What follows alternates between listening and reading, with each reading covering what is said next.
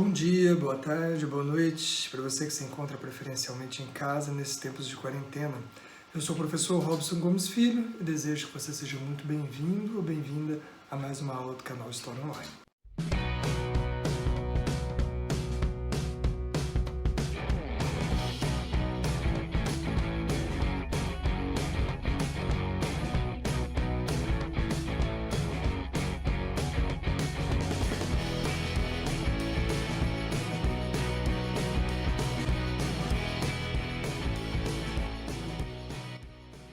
Muito bem, pessoal.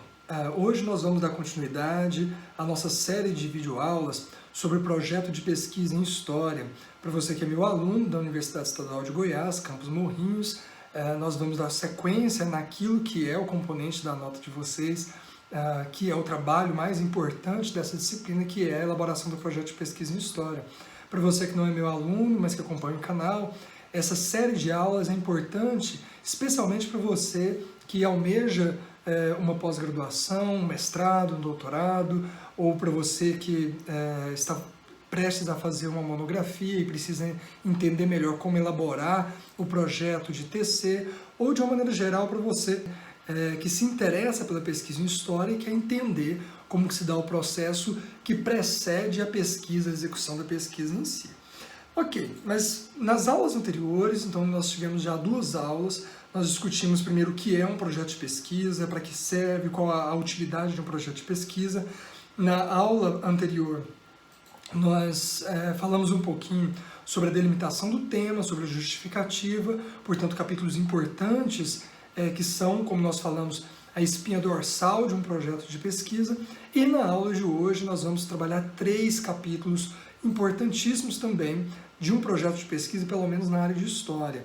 A revisão ou levantamento bibliográfico, vamos entender o que é isso, não é a mesma coisa, mas vamos entender exatamente o que é e como fazer, os objetivos e as fontes, tá bom? Então são 3 capítulos, 3 capítulos importantes, o primeiro um pouco mais longo, mais complexo, o segundo e o terceiro mais curtos, mais objetivos, mas importantíssimos para o projeto de pesquisa. Tá bom? Para você que não é meu aluno e que está acompanhando o canal e quiser acompanhar as aulas anteriores para entender esse processo contínuo dessa explicação, dessa discussão sobre o projeto de pesquisa, está aqui na descrição do vídeo os links para você encontrar a primeira e a segunda aula dessa série de aulas que eu estou gravando com vocês sobre o projeto de pesquisa em História. Tá bom? Para a gente começar então, vamos para os slides para a gente entender o processo, o passo a passo direitinho disso que eu trouxe aqui para vocês hoje. Vamos lá? Então, olha só, nós já discutimos o que é e para que serve o projeto de pesquisa, a necessidade de flexibilidade e começamos as partes, né, discutir parte a parte do projeto de pesquisa. Hoje, então, como eu disse, nós vamos discutir, começar com a revisão bibliográfica. Olha só, começo dizendo o seguinte: a revisão bibliográfica ou estado da arte, também é a mesma coisa, ou revisão bibliográfica ou estado da arte, serve para você basicamente descobrir em que pé está a produção sobre o seu tema de pesquisa, ou com quais autores você deve dialogar, em quem você vai se apoiar ou quem você vai contestar. Tá bom? Então isso é a função, é o que é uma revisão bibliográfica ou estado da arte.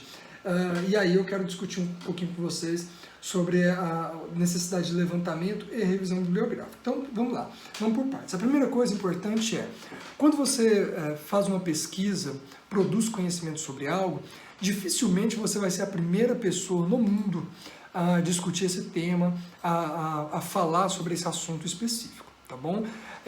Nós discutimos na aula sobre delimitação do tema a importância da originalidade do seu trabalho. De fato, é importante que o seu trabalho seja original em alguma coisa, né? Ou seja, se não for no objeto de pesquisa, no tema de pesquisa, que seja pelo menos na metodologia ou no problema de pesquisa, que é a espinha dorsal, mais uma vez, do seu projeto. Mas como você vai saber se o seu projeto é original, por exemplo, do ponto de vista do objeto que você escolheu, do tema ou do assunto? Para isso é importante que você descubra, que você saiba, que você conheça as demais produções acadêmicas que existem sobre aquele assunto. tá? Seja sobre o assunto, seja sobre o tema, seja sobre o objeto. É importante que você saiba o que as pessoas já escreveram sobre isso. Por duas razões. Primeiro, para que você tome pé, para que você tome consciência do assunto, tá? Então, em que pé está a discussão sobre o assunto, quem escreveu o quê, quem discutiu o quê. E, em segundo lugar, para que você produza algo que não simplesmente repita um trabalho que alguém já fez, tá bom? Então, a revisão bibliográfica é esse momento do projeto de pesquisa que você vai mostrar para a sua banca, vai mostrar para o seu avaliador que você tem, se não leitura completa sobre o tema, pelo menos uma noção básica de quais são os clássicos, quais são as obras mais recentes, quais são as obras mais importantes sobre isso que você está pesquisando, tá bom? Então, isso é uma primeira questão importante. Uma segunda, quando eu coloquei aqui no slide revisão bibliográfica ou levantamento bibliográfico, eu estou distinguindo duas etapas diferentes disso que eu estou propondo que se faça num projeto de pesquisa, tá bom? A primeira coisa, é importante dizer, é que antes de se fazer uma revisão bibliográfica, é preciso que se faça um levantamento bibliográfico. O que é o levantamento bibliográfico? É você levantar, do ponto de vista de enumerar, conhecer, listar quais são as obras, as principais obras, aquilo que de mais importante foi produzido sobre o assunto, sobre o tema, sobre o seu objeto de pesquisa, tá bom? É importante que você liste, que você conheça, e eu vou mostrar nessa aula de hoje como fazer, tá? O passo a passo de como chegar ao conhecimento dessas obras. Uma segunda etapa é a revisão. Esse é o primeiro, então, a primeira etapa é o levantamento, a segunda etapa é a revisão. Depois que você já tem uma lista das principais obras, dos principais artigos, dos principais trabalhos sobre esse assunto, tema, objeto que você está intentando pesquisar, o segundo passo é você ler. Ler e discutir esses assuntos, esses autores, tá bom? Então vamos falar um pouquinho sobre cada uma dessas etapas e entender como fazer elas, ok? Então vamos lá, olha só. Começo explicando para vocês por que fazer uma revisão bibliográfica. Então a primeira razão é de que pelo fato de que você não é o único a tratar sobre esse tema. Então você não é a única pessoa no mundo que está discutindo isso. É importante que você saiba, e que não só que você saiba que não é o único, mas que você saiba quem mais tem discutido. E uma vez que você sabe quem está discutindo, você sabe, por exemplo, quem que as pessoas que discutem esse tema leem. Quais são as principais bibliografias lidas pelas pessoas que discutem esse tema de pesquisa que você está se propondo a pesquisar, tá bom? Segunda razão, para mostrar conhecimento sobre o assunto, óbvio. Então, uma vez que você mostra para a banca que você sabe que para se falar de identidade no Brasil é importante que se conheça Gilberto Freire, Sérgio Buarque de Holanda, enfim, ou seja, os clássicos que falam da formação da identidade brasileira, a banca vai olhar e falar, não, bom, ele não está perdido, ela não está perdida, né? Sabe do que está falando, conhece o mínimo dos clássicos, conhece, mesmo que seja para rejeitar, para contestar, mas sabe, conhece, ou seja, já leu. Mostrar que você tem, pelo menos, uma leitura razoável sobre o assunto, tá bom? Também para posicionar-se diante daquilo que foi produzido, ótimo. Então, se você vai discutir a formação da identidade brasileira, você pode não concordar com Gilberto Freire, mas é importante que você tenha lido, ou que você conheça minimamente a obra de Gilberto Freire e que você se posicione sobre ela. Então, dizendo, não, olha, eu entendo que Gilberto Freire é uma obra datada, etc, etc, etc, e rejeito a análise freiriana nesse aspecto, porque eu caminho mais para esse aspecto, eu caminho mais para esse lado, eu discuto mais com esse autor. Então, para você se posicionar, você precisa conhecer, tá bom? E, por fim, evitar repetir propostas já feitas ou acrescentar coisas mínimas ao conhecimento científico. Então, especialmente na pós-graduação. Tá? Quanto mais elevado o nível da pós-graduação ou do trabalho científico que você está propondo fazer, mais é exigido que você contribua academicamente com o seu trabalho, com a sua pesquisa. Então é óbvio que não se espera num trabalho de monografia, num trabalho de conclusão de curso, que você invente a roda, né? Ou que você, de fato, dê uma contribuição substancial à historiografia sobre aquele assunto, sobre aquele tema, enfim, sobre aquele objeto que você escolheu. Não. Mas no mestrado é importante que você já contribua de alguma maneira, que você já consiga fazer uma boa revisão daquilo que foi produzido e dê um passo adiante. E no doutorado, enfim, você tem que fazer uma tese, né, um original. Então você tem que ter uma tese própria a ser defendida. Então é necessário que paulatinamente você construa ao longo da sua pesquisa e ao longo da sua trajetória de pesquisa esse amadurecimento da contribuição acadêmica que você está trazendo ao campo de pesquisa que você está atuando, tá bom? E aí o seu projeto é uma chance de você mostrar isso. Olha, sobre esse assunto foi produzido isso, foi discutido isso e eu quero contribuir focando nesse aspecto, neste ponto específico. Tá bom? Vou dar um exemplo, olha só. Na minha dissertação de mestrado, eu trabalhei com o movimento messiânico de Santa Dica, aqui em Goiás. Já existiam várias obras, trabalhos, etc., produzidos sobre o assunto, mas eu precisava, no meu mestrado, mostrar um foco, um enfoque que não tinha sido dado até então. E aí foi onde eu busquei o enfoque religioso do movimento messiânico de Santa Dica e o combate religioso que a Congregação Redentorista fez ao movimento, ponto. Ou seja, eu mostrei que eu conheci as obras sobre o assunto e mostrei qual é o enfoque, ou seja, o assunto é repetido, o tema é repetido, o objeto é repetido, mas o enfoque foi original. Tá? Então é isso que se espera da sua pesquisa e para você mostrar isso, o melhor capítulo é justamente a revisão bibliográfica, tá bom? Dando sequência, é importante que você estabeleça diálogo com os autores, tá? Na revisão bibliográfica você irá apresentar não só o que de mais importante foi produzido sobre o tema, mas principalmente com quais obras irá dialogar na sua monografia ou na sua dissertação de mestrado ou na sua tese de doutorado. Enfim, é importante, mais uma vez, repetindo aquilo que eu já disse, que você mostre para a sua banca com quem você vai dialogar, tá? Então, é importante você mostrar que você conhece as opções, que você conhece aquilo que foi produzido e que diante daquilo que foi produzido sobre o assunto você vai focar no diálogo com tal autor. Então, por exemplo, na minha tese de doutorado eu discuti a questão da modernidade, mas deixei claro no meu projeto de pesquisa, olha, eu sei que Giddens discute modernidade, eu sei que Bauman discute modernidade, eu sei que fulano de tal, fulano de tal, fulano de tal. Mas, mostrando que eu conheço essas obras, mostrando que eu conheço essas discussões, eu quero dar enfoque em Koselleck, ponto. Então, o meu enfoque teórico vai ser Koselleck, porque eu vou discutir modernidade a partir dele. Então, quando eu mostrei isso no meu projeto de doutorado, a banca já leu e falou, opa, tá, ele sabe do que ele está falando. Ele conhece as obras, ele conhece o campo, ele conhece onde ele está pisando e ele já fez a sua escolha. Olha, eu vou dialogar com ele. Os demais são importantes por isso, etc., mas eu vou dialogar com ele. Isso é importante que seja demonstrado, tá, no seu projeto de pesquisa. Ok? Seu posicionamento diante dos autores não deve ser absoluto, pois sua caminhada no dado assunto está apenas começando. Esse diálogo, portanto, deve ser mostrando os autores das suas obras e aquilo que você pretende tirar de cada um ou aquilo que não pretende tirar de outros. Então, olha só, também, ao mesmo tempo, é importante você ter um posicionamento que seja flexível diante desses autores, tá bom? Vou voltar no exemplo que eu dei da minha tese de doutorado, quando eu fiz o projeto. Eu disse, olha, eu quero dialogar com Koselleck. Eu conheço Giddens, eu conheço Bauman, eu conheço, enfim, outros autores que discutem a modernidade, mas eu quero dialogar com Koselleck. Eu não podia, como eu não posso, como você não pode, a gente não pode, especialmente num projeto, dizer que eu rejeito totalmente a tese da modernidade líquida de Bauman, né, por exemplo. Eu rejeito o pensamento de Giddens, não vou dialogar com ele, não quero saber de Giddens, não quero saber de Bauman, não. Eu estou mostrando uma escolha que eu fiz, mas sem ser inflexível.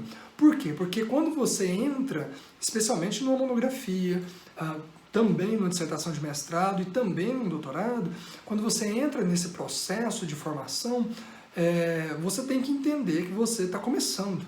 Por mais que seja uma tese de doutorado que você está se preparando para fazer, mas você está começando uma discussão sobre isso, né? Ou seja, você provavelmente vai dialogar com uma banca, seja no seu processo seletivo, seja na qualificação, seja na sua defesa, você vai dialogar com uma banca de pessoas experientes naquele assunto.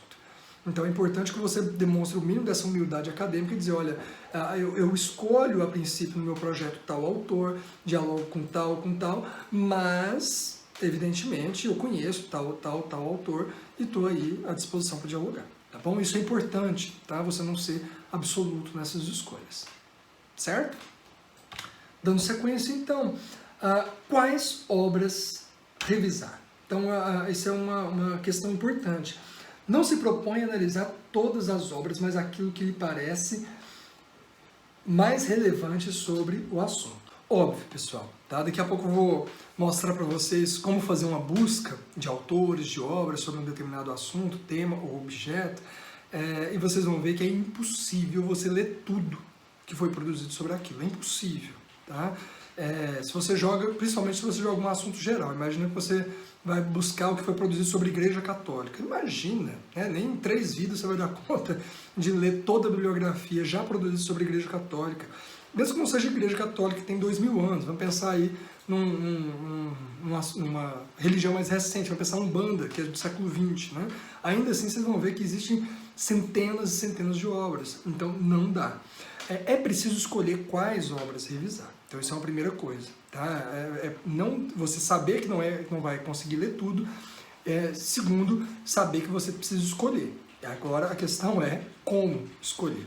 Vamos entender? Olha só. O que se propõe na realidade é apenas pontuar seu posicionamento diante daquilo que já foi produzido de mais importante para o seu problema. Por isso é importante já o ter devidamente recortado. Então olha só. O que vai guiar você? Qual é a régua que vai te ajudar a medir a importância de uma obra ou não para a sua revisão bibliográfica? Óbvio, os clássicos, tá aí. Você tem que ler os clássicos sobre determinado assunto. Ah, professor, mas como é que eu vou saber quais são os clássicos? Eu já disse. Quanto mais você vai lendo determinadas obras sobre o assunto, mais você vai percebendo que se repetem bibliografias, né? Então, mais uma vez, você vai ler sobre a formação da identidade nacional. E todo o trabalho que você lê sobre isso, cita Gilberto Freire, Gilberto Freire é um autor importante sobre esse assunto, né? Vai lá nas referências bibliográficas, dá uma olhada nas referências bibliográficas. Nossa, se repetiu esse, você, por meio dessa estratégia, você já pode saber quais obras podem ser consideradas mais clássicas ou pelo menos de maior relevância.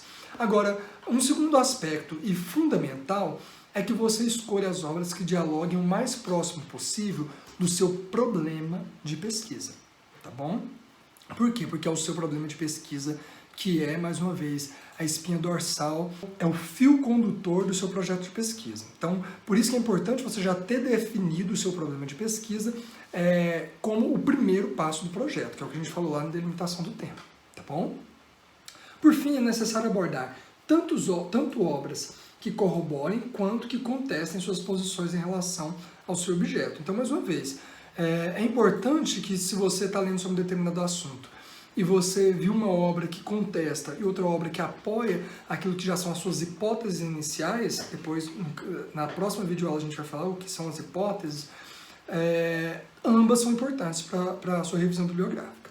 Mais uma vez, você não vai revisar só aquilo que corrobora, aquilo que confirma o que você já pensa. É importante que você discuta e conheça obras também que contestem os seus pressupostos básicos sobre esse tema, tá bom? Nem que seja para contestar, mas é importante que você as leia, tá bom? Nesse sentido, é importante é necessário trabalhar tanto com obras clássicas como atualizadas, como eu disse para vocês. Os clássicos são importantes.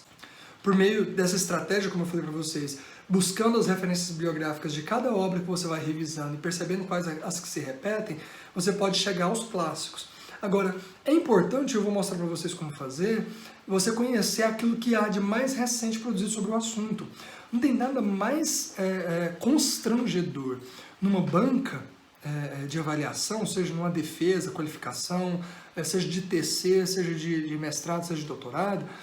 Eu falo isso por experiência própria, seja de alguém que já passou por essas bancas, seja como um professor que é membro de bancas continuamente. Não tem nada mais constrangedor do que você chegar lá e o professor falar, olha, você não leu essa obra aqui que foi publicada no ano passado. Poxa, mas né, você não revisou o que há de mais recente sobre o assunto? Pô, você está discutindo a história da historiografia brasileira e não conheceu, não ficou sabendo que tem uma dissertação que discutiu isso, isso e isso, isso que foi publicado no ano passado sobre o mesmo assunto que você está discutindo? Ou seja, imagina, você está produzindo algo, você acabou de produzir, está defendendo uma tese, ou uma dissertação, ou um TC, e chega alguém na banca e fala, oh, mas isso aí que você está falando, fulano aqui já falou. A fulano aqui já disse isso que você está dizendo, não é original, isso não é seu. Né? E o pior, pode ser acusado até de plágio. Mas é importante você perceber isso. Tá? É fundamental que você conheça tanto os clássicos quanto os recentes. E aí, pessoal, um dos melhores caminhos para se descobrir aquilo que foi publicado mais recentemente são artigos. Né? Obras, do ponto de vista de livros, são publicados com menos frequência. Dissertações, teses também são importantes porque são publicados o tempo inteiro, mas também com menor frequência do que são, por exemplo, artigos científicos. Então, é importante tanto procurar livros, quanto teses, dissertações, TCs, monografias, enfim, quanto artigos científicos. Seja buscando, mais uma vez, os clássicos, seja buscando os trabalhos mais atualizados, tá bom? E aí eu quero mostrar para vocês, enfim, algumas possibilidades importantes de como fazer esse tipo de pesquisa, esse tipo de busca, tá bom? Olha só, quero mostrar para vocês alguns caminhos importantes para isso. O primeiro deles é o banco de dados do Cielo, tá bom? É só colocar, né, vou colocando, mostrando passo a passo aqui com vocês, colocar aqui no Google Cielo Brasil. Colocou no Google Cielo Brasil, você vai sair nesse site, www.cielo.br. O Cielo Brasil é uma das melhores e mais importantes bases de dados de produção científica que a gente tem acesso mais aberto aqui no país, tá bom? Então, chegou aqui na Cielo, especialmente de artigos, tá? Então aqui, principalmente da produção de artigos científicos sobre assuntos dos mais variados no Brasil. Então chegou aqui, eu recomendo que vá aqui, índice de assuntos, tá?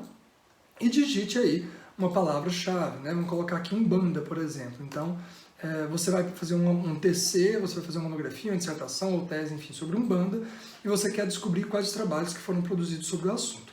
Colocou Umbanda, mostrar índice, e aí ele vai colocar as palavras relacionadas, né? Você vem aqui, Umbanda, mais uma vez, adicionar pesquisa. Ótimo. Então, nós temos aqui 23 resultados, pelo menos aqui sobre Umbanda, que estão na base de dados da Cielo, portanto, dos artigos científicos das melhores revistas científicas do país, tá bom? Então, de Reginaldo Prandi a autores dos mais recentes que discutem o tema. Você vai dar uma olhada e procurar os artigos que mais têm a ver com o que você está pesquisando, que você está buscando sobre Umbanda, enfim, para você conseguir recortar. Mas eu recomendo que você busque os artigos, junte os artigos que você encontrar e depois vá selecionando, tá bom? Uma dica. Outra possibilidade, olha só, vamos voltar aqui então no site do Google. E nós vamos colocar agora Google Acadêmico. O Google Acadêmico acabou se tornando quase que uma base de dados, né? Mas o próprio Google faz essa filtragem de artigos, de publicações científicas, enfim, que estão nessa grande plataforma de busca, que é praticamente o oráculo da humanidade moderna. Mais uma vez, vamos colocar o mesmo tema, olha só, coloca lá, Umbanda. Ok, você achou lá. Agora sim, 29.600 resultados sobre Umbanda, só de publicações. Olha só a quantidade de trabalhos que você tem. É possível você ler 29.600 trabalhos sobre Umbanda só para fazer o seu projeto? Não. Aí é onde você vai ter que filtrar, tá bom? Então digamos que você vai pesquisar Umbanda em Morrinhos. Coloca lá, Umbanda Morrinhos.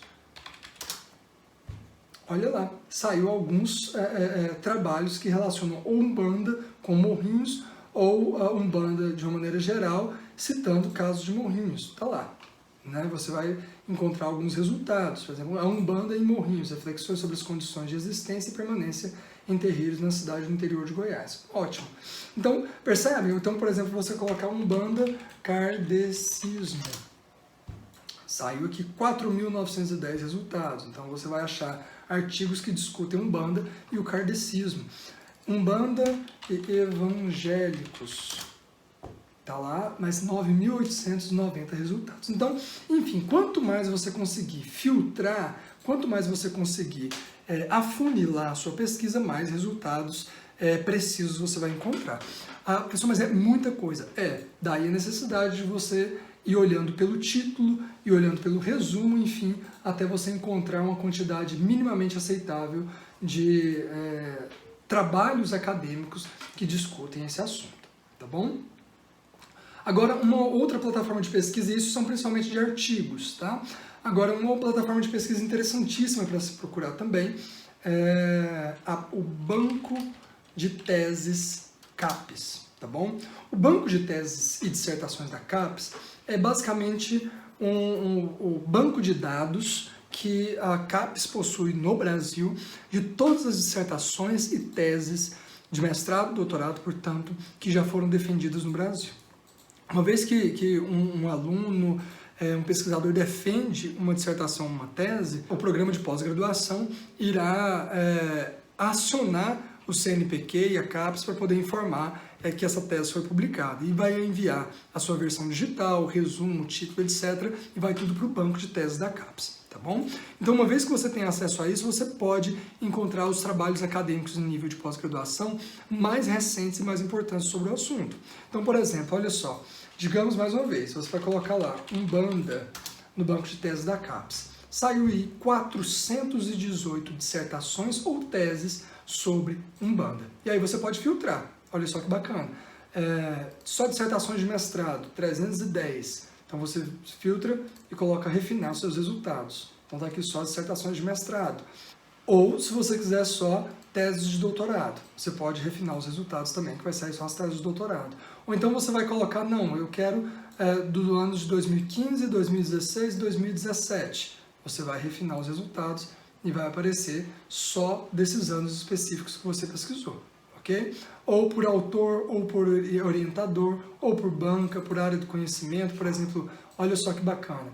Eu quero só teses ou dissertações que sejam especificamente da área de história. Refinou os resultados, está aqui, 23 resultados na área de história, que é, no caso nosso aqui, a área mais específica, e você encontrou, né? Por exemplo, a tese de doutorado do meu colega aqui da UEG de Morrinhos, Léo Carrer Nogueira, está aqui, da África para o Brasil, de Orixá a Egum, as ressignificações de Exu no discurso umbandista. Pronto. Então, esses caminhos, pessoal, são importantes, tá bom? Porque aqui você tem acesso a esses textos. Sabe, peraí, professor, mas eu tenho acesso para fazer o levantamento, né? E como que eu vou ler? Simples, no caso aqui das dissertações ou teses, você clica aqui, por exemplo, em detalhes, vai sair aqui o resumo, então você já pode, pelo resumo, olhar se tem relevância, se faz sentido, se vale a pena você realmente ler esse trabalho. Lê o resumo, não faz sentido, beleza, legal, vem aqui, anexo, olha só. Clicou, você vai ter acesso à tese ou à dissertação de mestrado. É só você baixar e ler, tá bom? Então, essa é a forma mais interessante de você ter acesso aos trabalhos mais recentes publicados sobre esse assunto, ok? Tá aí uma dica interessante, então, para você já começar a fazer a sua revisão bibliográfica ou seu levantamento bibliográfico. Então, como elaborar uma revisão bibliográfica? Olha só, uma boa forma de elaboração é partindo do geral ao específico. Então, seja no levantamento bibliográfico, seja na revisão bibliográfica, é interessante você ir do geral ao específico. Então, por exemplo, começar com obras que tratam do contexto ou do assunto que você está trabalhando. Na sequência, procurar e discutir obras que tratam do tema de pesquisa e, por fim, obras que tratam do objeto de pesquisa.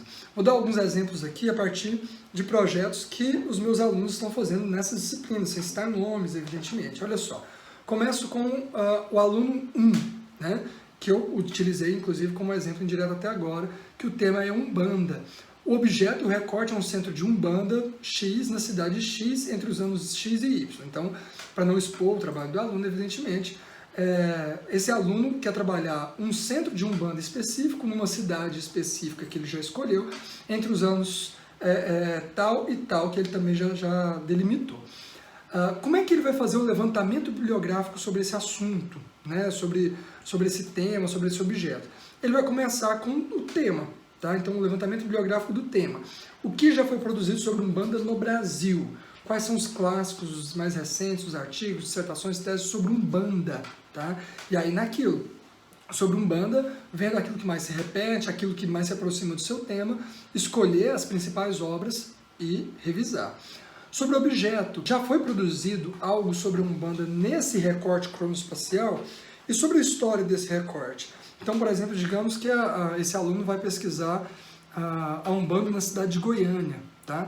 Se ele vai pesquisar na cidade de Goiânia, procure, então, obras que tratem da história da Umbanda em Goiânia, né? Ou sobre esse recorte específico temporal. Suponha que ele vai pegar nos anos 90. Então, ele vai procurar, se a pesquisa dele é sobre os anos 90, procure obras que tratem dos anos 90, ok? Especificamente de Umbanda nos anos 90.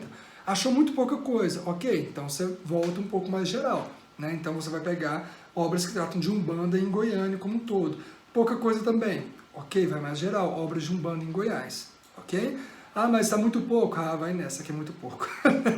Em Goiás.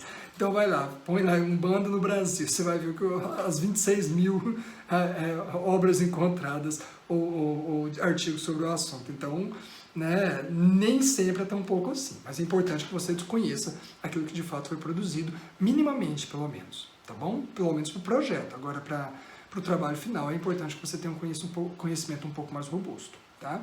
Olha só, um segundo exemplo, né? Um aluno 2 que está pesquisando Story Games. Né? Esse é o tema.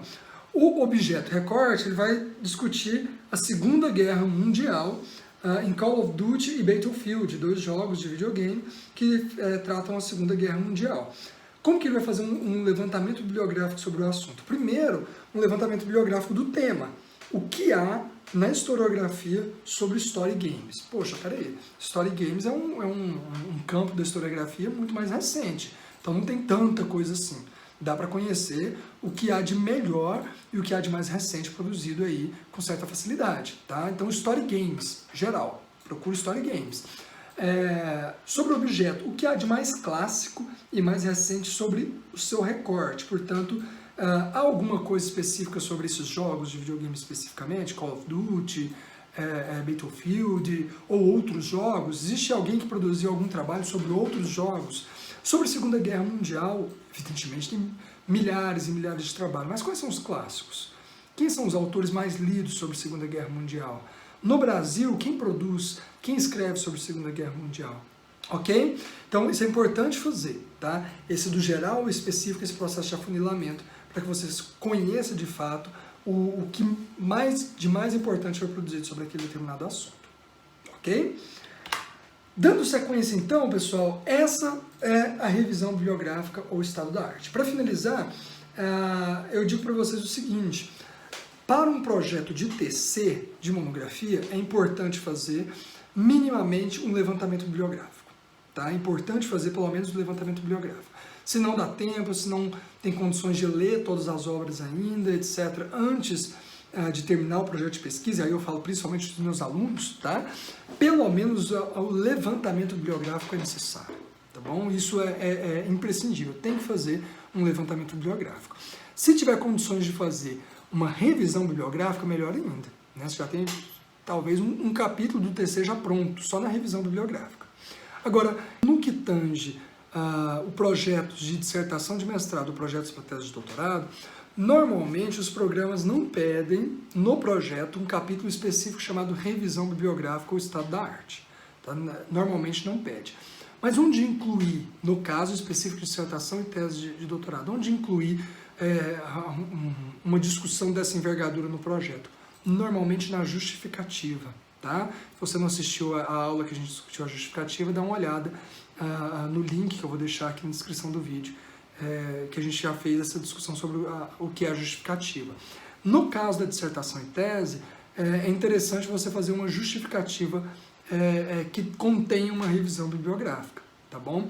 Ou seja, uma justificativa do tema, contendo uma revisão bibliográfica do tema, uma justificativa do recorte, justificando o recorte também pela a diferenciação com outras obras historiográficas sobre o assunto, e a justificativa do objeto também, fazendo uma revisão bibliográfica sobre o objeto. Ali é o lugar ideal para se fazer uma revisão bibliográfica, tá bom? Caso o edital de programa de mestrado, processo seletivo de mestrado, de doutorado, não peça a revisão bibliográfica, eu recomendo fortemente que se faça a revisão bibliográfica dentro do capítulo que indubitavelmente tem que ter, que é a justificativa. Tá bom? Então, olha só, eu trouxe um exemplo só para mostrar para vocês do meu próprio projeto de tese de doutorado, em que não tinha um capítulo específico para fazer a revisão bibliográfica, tá? Mas, como eu disse para vocês e recomendo, eu utilizei o capítulo da justificativa para fazer. Olha só. Então, o que eu coloquei aqui?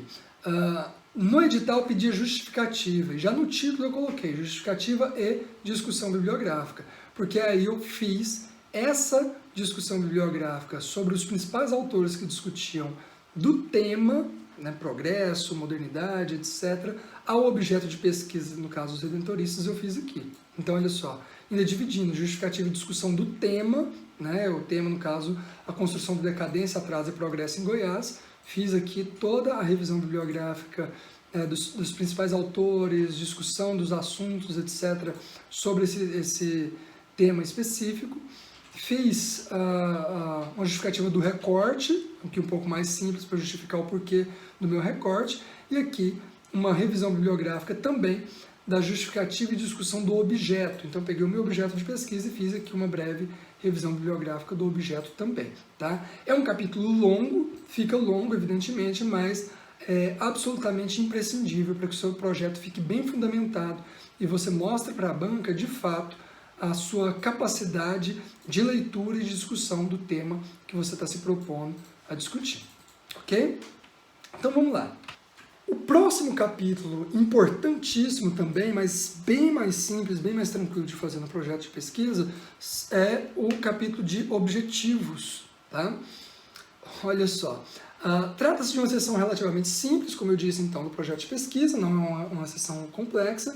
É um capítulo curto, por isso não convém dispor de uma quantidade muito grande de objetivos, tá? Até porque quando você coloca muitos objetivos, você está dizendo que você está disposto a cumprir todos eles, tá? Então é mais importante que você foque em objetivos execuíveis, portanto que você consiga executar no projeto de pesquisa, do que colocar lá 3 páginas de objetivos e a banca olhar e falar assim, mas imagina, a pessoa vai levar quantas vidas para poder cumprir tudo isso, tá?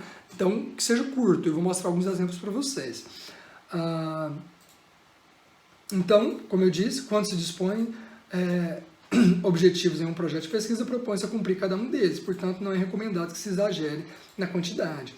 Evidentemente, os objetivos devem estar intimamente ligados à problemática de pesquisa. Vou falar disso principalmente com relação ao chamado objetivo geral, tá? Mas para você definir quais são os objetivos principais do seu projeto, você tem que partir do problema de pesquisa. É o problema de pesquisa que vai definir o seu objetivo geral e que tipo de objetivo específico você vai trabalhar. Vou falar disso agora, ok? Preferencialmente, deve-se dividir os objetivos em gerais e específicos, como eu vou mostrar, e normalmente é disposto em forma de tópicos em verbos que iniciem no infinitivo, tá? Então, 2 coisas importantes que tem que ter, e um erro aqui já pode colocar em dúvida a qualidade do seu projeto de pesquisa. No capítulo Objetivos, divida o seu capítulo em objetivo geral e objetivos específicos. Normalmente, um objetivo geral, que está relacionado diretamente ao problema de pesquisa, e 3, 4, no máximo, estourando 5 objetivos específicos. Não passe disso, tá? Passou disso já é exagero, tá? Mas entre 3 e 5 objetivos específicos, não precisa ser mais do que isso, tá? Então, olha só, vou mostrar para vocês como a gente vai fazer, começando com o objetivo geral. Normalmente, se propõe somente um objetivo geral, como eu disse, no qual deve estar relacionado ao problema principal, a problemática principal do trabalho, tá? Então, se o seu problema de pesquisa é X, o seu objetivo geral não pode ser Y, tá? O seu objetivo é necessariamente responder ao problema de pesquisa, tá? Eu disse para vocês lá na aula, eu disse para vocês na aula anterior que você pode fazer o problema de pesquisa em forma de pergunta.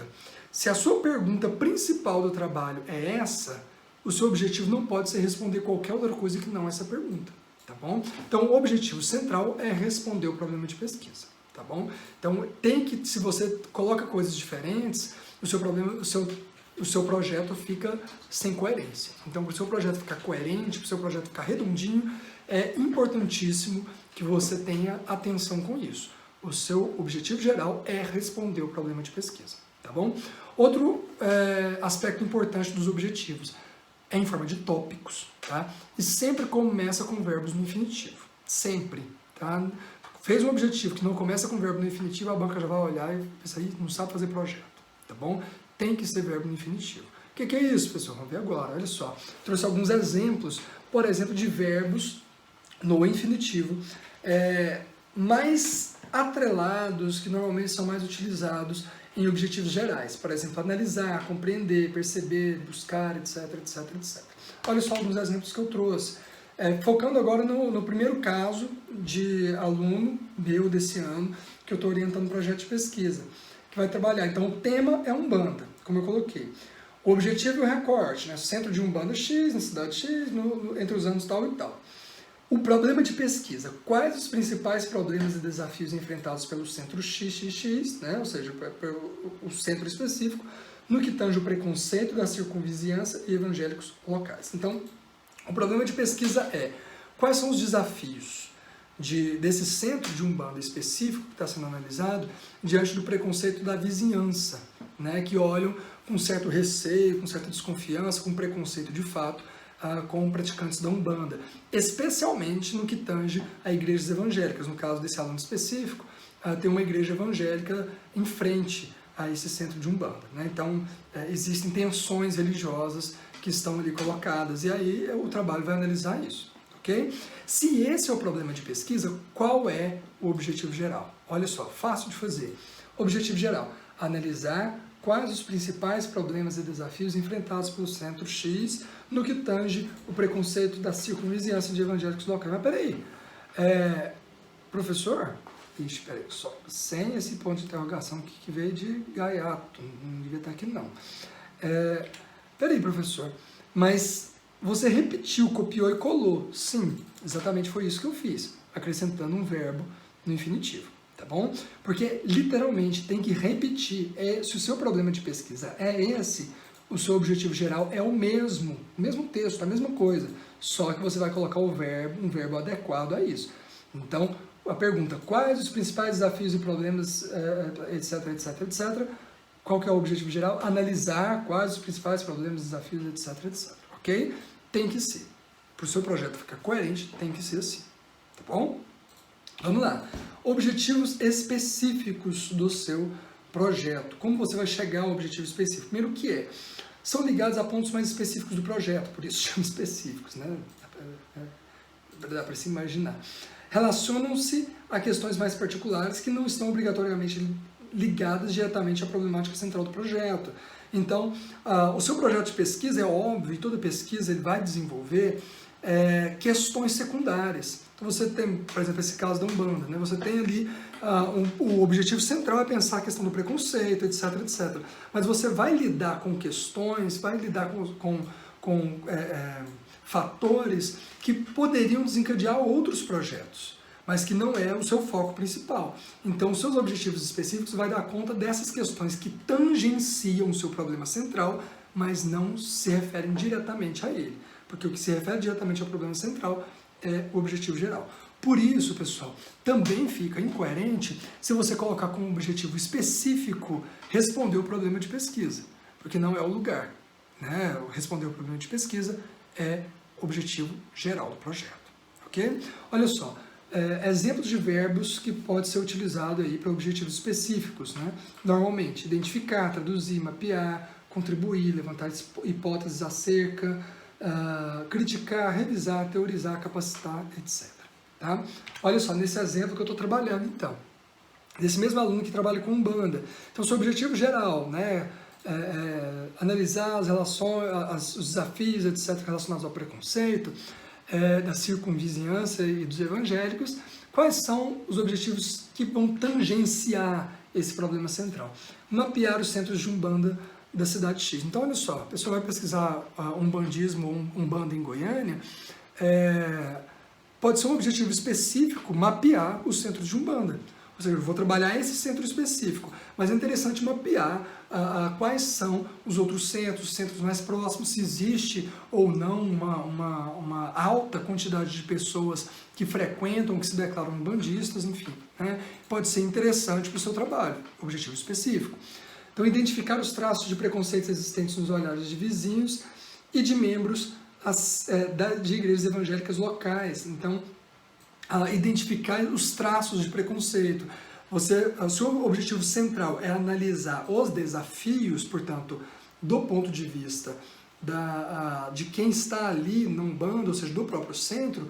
Um objetivo específico interessantíssimo seria identificar os traços de preconceito nos discursos dos próprios vizinhos.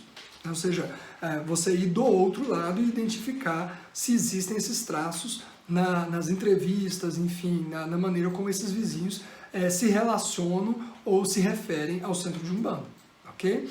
E por fim, olha só, perceber elementos de preconceito reverso nos discursos de membros do centro de Umbanda X em relação à vizinhança e igrejas evangélicas locais. Olha só que interessante que ficaria uma pesquisa que, cumprindo o seu objetivo de pensar os desafios para o centro de Umbanda, pensar também, ou seja, tangencialmente, não é o objetivo central, mas pode contribuir com o trabalho, analisar o preconceito reverso, ou seja, no discurso dos membros do centro de Umbanda, como eles lidam, né, e que tipo de preconceito eles têm com os evangélicos, por exemplo, ou com as pessoas da vizinhança. Objetivo específico. Por quê? Porque não responde diretamente ao problema de pesquisa. Tá bom? Espero que esteja claro. É isso, tá? O capítulo de objetivos é isso. E olha só, eu até utilizando aqui como exemplo novamente do meu projeto de tese de doutorado, que já foi executado, evidentemente, está aqui. Objetivo geral é dessa maneira que vocês vão fazer, tá? Que deve ser feito um capítulo de objetivos. Olha só, em forma de tópicos. Então você tem ali objetivo geral, e o objetivo geral perceber, olha só, verbo no infinitivo, em que medida, e olha só, isso aqui era a pergunta de pesquisa, em que medida houve construção de uma concepção singular sobre o progresso ou atraso em Goiás por parte das primeiras gerações de missionários redentoristas alemães vindos para o Estado entre 1894 e 1930, em que medida tal concepção é fruto de um idealismo missionário próprio de tais sujeitos históricos. Esse aqui é o problema de pesquisa, inclusive, que eu mostrei para vocês na aula passada. A única coisa que eu fiz foi colocar um verbo no infinitivo, ok? Então, objetivo geral responde ao problema de pesquisa. Específicos, então, analisar as relações estabelecidas entre missionários redentores, discursos médicos, por exemplo, no combate às religiões não católicas, mapear em que medida as elaborações e concepções de noções, ideias de progresso e atraso realizados nas primeiras gerações, blá, blá, blá, blá, contribuir para uma melhor compreensão dos discursos políticos, sociais, religiosos, etc. Revisar a interpretação historiográfica por vezes rígida em relação à incompatibilidade entre os discursos progressista e católico no início do século XX, ou seja, são objetivos que contribuem com o trabalho, mas não respondem ao problema de pesquisa. Ok? É isso. Então, o capítulo de objetivos é bastante simples, tá, de fazer, não tem muito segredo, desde que se siga aquilo que são, digamos que, as regrinhas de fato. Bom? Por fim, o último, para a gente finalizar, as fontes, tá? E talvez aqui o capítulo de sustentação tão importante quanto da revisão bibliográfica. Por quê? Porque olha só, a primeira coisa que é importante a gente saber é que existe uma diferença grande que muita gente confunde entre bibliografia e fonte. Tá? Bibliografia não é fonte, fonte não é bibliografia, a não ser que o seu projeto peça isso, tá bom?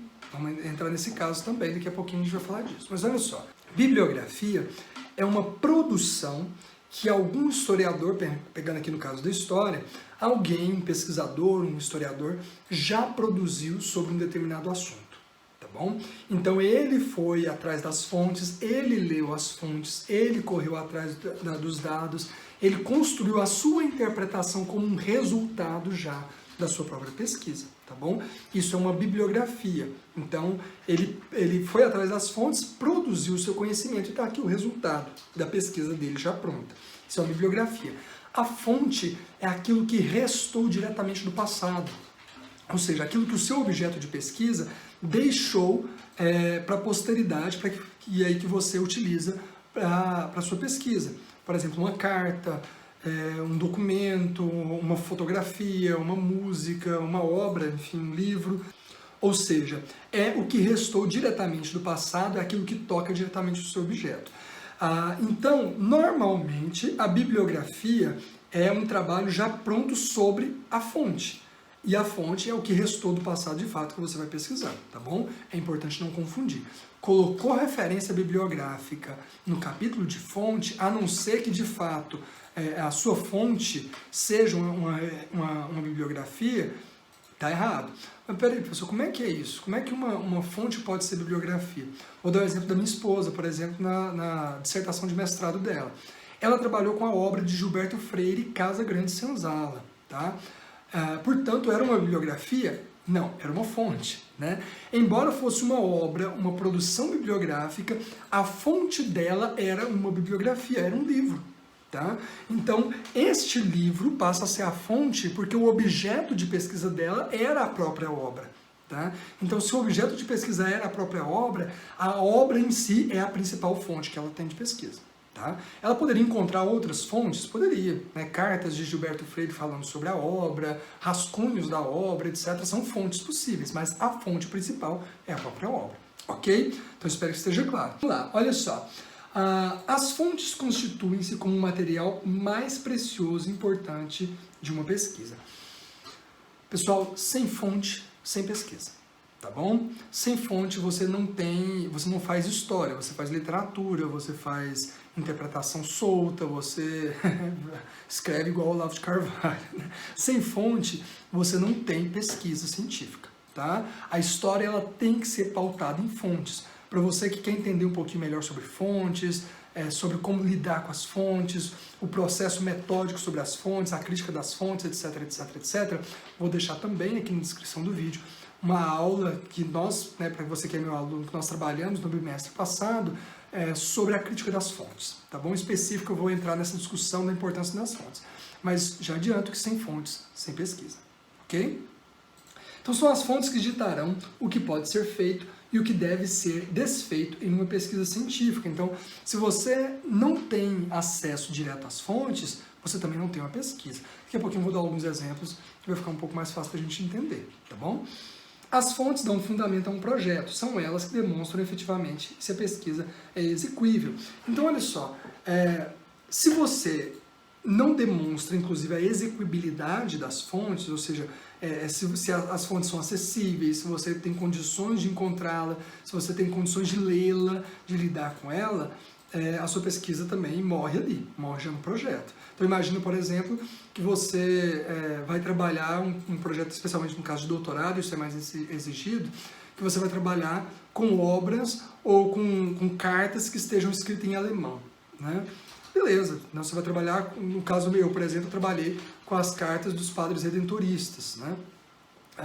Alemães. Então, se eu chego lá na banca e falo, olha, né, eu vou trabalhar então com as cartas dos padres redentoristas, etc. Aí a banca pergunta, não, mas essas cartas estão traduzidas em português e tal? Não, as cartas estão em alemão. Oh, legal, você sabe ler alemão? Não. Então, como é que você vai fazer a pesquisa? Se as suas fontes estão em alemão e você não sabe ler alemão, como é que você vai fazer a pesquisa? Né? Pessoal, mas existe caso? Existe. Por exemplo, uma aluna que eu orientei um projeto na cidade de Itumbiara uma vez, a Cláudia, um beijo para a Cláudia. A cara que minha esposa fez pra mim. Morri. Então, no projeto da Cláudia, ela se propunha a analisar cartas de migrantes japoneses que vieram para o interior de Goiás, no caso Itumbiara, depois da Segunda Guerra Mundial. Né? É super interessante, mas ela não lia japonês. Mas ela tinha quem lesse, né? Ela tinha condições de ter um tradutor, enfim, que pudesse ler o japonês para ela. Para um trabalho de TCC está ótimo, né? Para um trabalho de doutorado, talvez isso, até de mestrado, mas principalmente de doutorado, não fosse bem visto pela banca. Tá? Ou seja, é necessário que, especialmente ali na pós-graduação, você tenha condições de ler as suas fontes no original, sem depender tanto de traduções, tá bom? Ok, mas vamos dar sequência então. Tipos de fontes, né? Existem pelo menos, a gente pode falar, de 2 tipos de fontes. As fontes podem ser ou primárias ou secundárias. O que é uma fonte primária? Fonte a gente chama de primária quando elas são diretas, ou seja, não é citada ou demonstrada por terceiros, mas produzidas no tempo do objeto de pesquisa. E secundárias, as fontes que são apresentadas normalmente e analisadas por terceiros. Então, olha só, a gente chama de fontes primárias quando você tem a fonte no original. Tá? Pessoal, mas eu só tenho ela escaneada. É escaneado do original, então é no original, tá? Xerocada, escaneada, transcrita, mas sendo diretamente do original, é uma fonte primária, tá bom? Agora, a fonte secundária é quando um outro autor apresenta essa fonte na sua obra e você retira trechos dessa fonte ou cita indiretamente por meio de outra pessoa. Ou seja, alguém trabalhou essa fonte e você está usando essa fonte de maneira indireta, portanto, passando pelo filtro de alguém que já trabalhou essa fonte. A gente chama de secundária.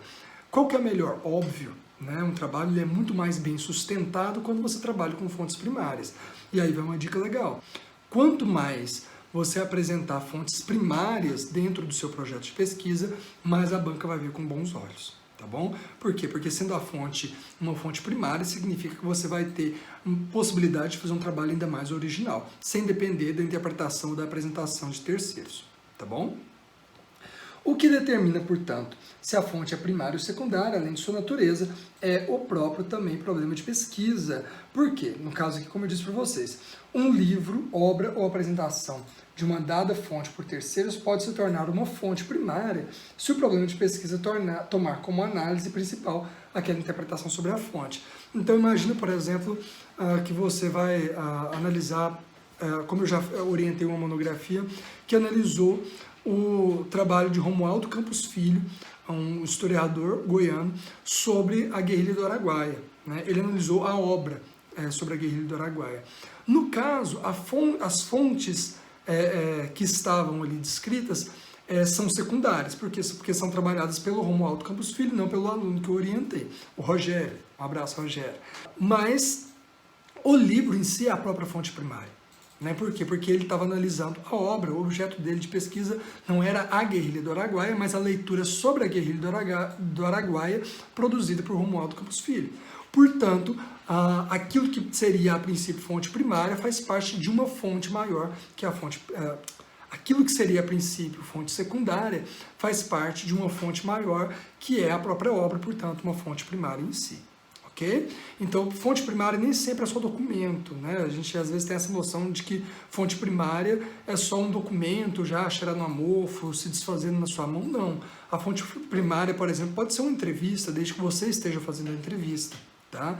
Ou a fonte primária, ou que você tenha acesso ao áudio ou à transcrição do original da entrevista. Ou a fonte primária pode ser uma imagem, pode ser um filme, se você vai fazer uma análise de um filme específico, de um conjunto de filmes, o próprio filme é a fonte primária. Você não precisa ter a fita cassete do filme, você assistindo ele no computador, mas assistindo o filme em si, você está trabalhando com fontes primárias, ok? Informações importantes, então, sobre o capítulo das fontes.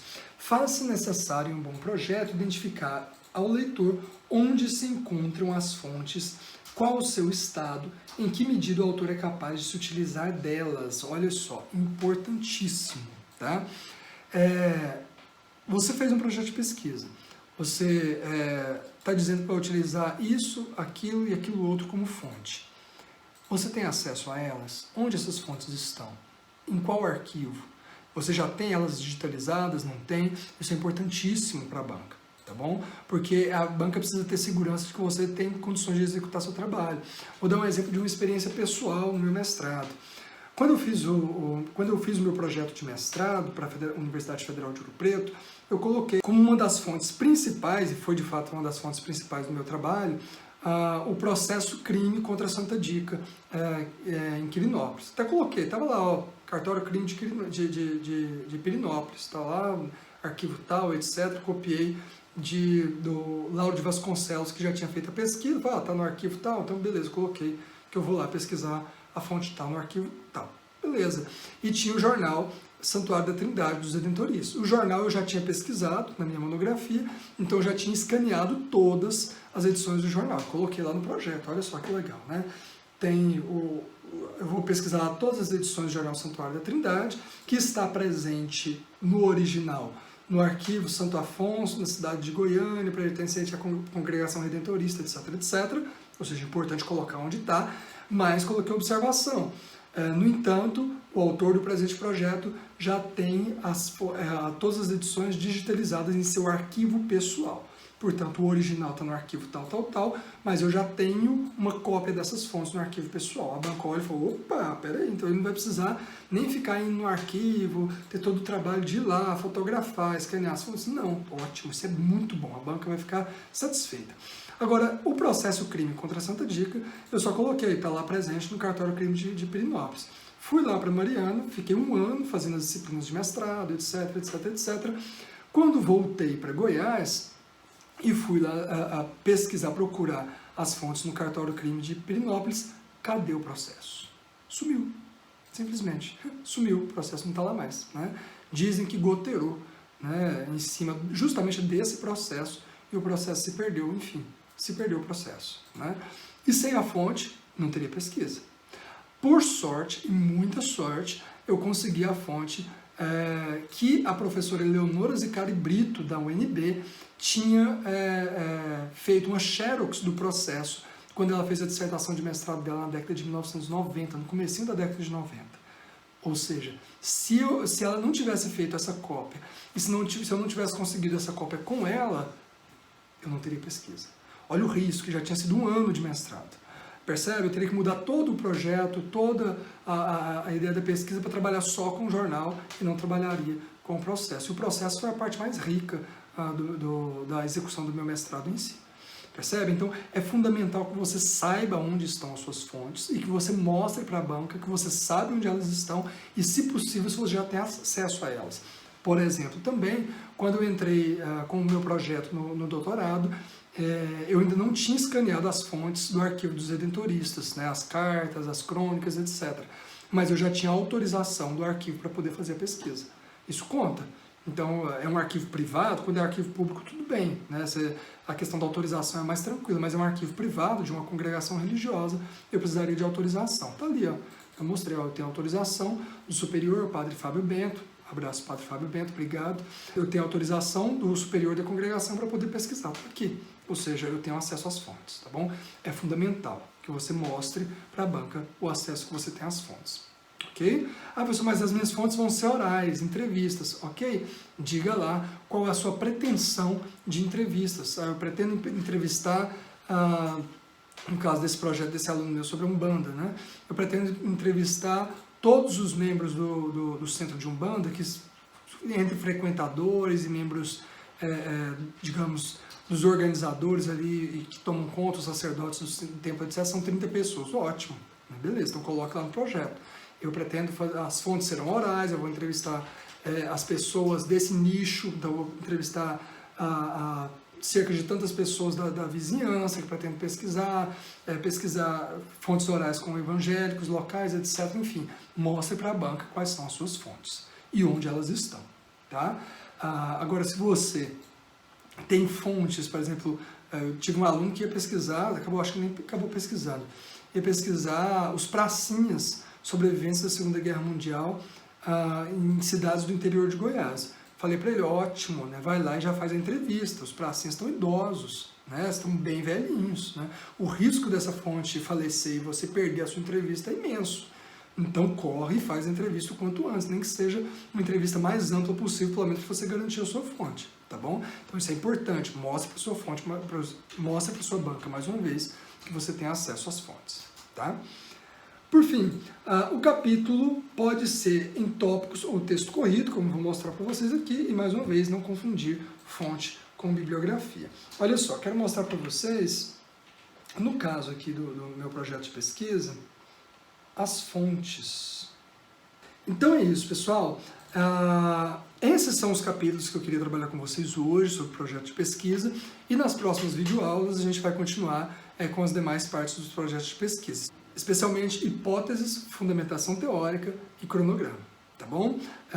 Mas por hoje é só, a gente encerra por aqui esses 3 capítulos importantes. Para você que é meu aluno, a gente agora tem mais 2 semanas de orientações individuais de cada projeto de pesquisa, que faço questão de fazer para ter esse contato direto com o projeto de cada aluno que está desenvolvendo. Você que não é meu aluno, se quiser entrar em contato, quiser outras dicas, conversar, fique à vontade também pelas minhas redes sociais e redes sociais também do nosso canal, tá bom? Agradeço a sua companhia, desejo que você e que sua família estejam bem e que permaneçam bem. Um grande abraço e até a próxima aula. Tchau, tchau!